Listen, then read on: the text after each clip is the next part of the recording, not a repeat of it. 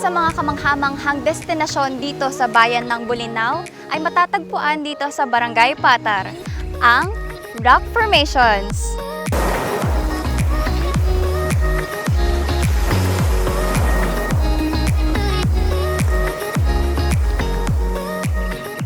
Para makarating sa rock formations, sumakay ng tricycle mula town patungong Barangay Patar. Nagkakahalaga ang pamasahe ng 50 pesos kada tao at 300 pesos naman kung arkela.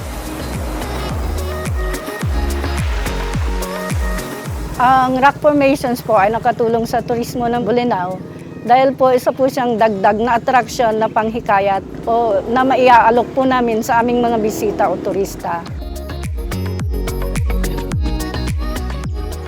Para mas malibang sa tanawin at atraksyon, mas mainam na makipag-ugnayan sa Bolinao Tourism Office para sa mga rekomendasyon ng mga resorts kung saan maaari mong ma-enjoy ang mga rock formations.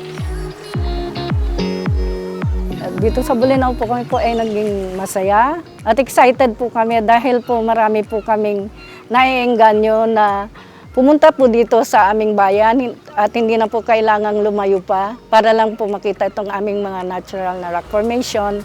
Dito lang po nahahanap yan sa Pangasinan, dito sa Bolinao. This place offers more than relaxation. It is a sanctuary to rejuvenate your spirit, immerse yourself in nature's beauty, and an opportunity to add stunning photos to your portfolio with its unique rock formations.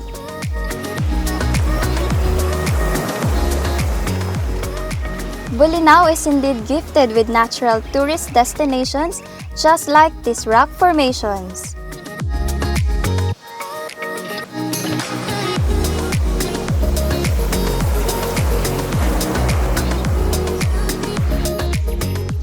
But beneath the waters of Bolinao is a whole different world. Kaya sa susunod nating destinasyon ay sisilip naman tayo sa ilalim ng karagatan ng bayan.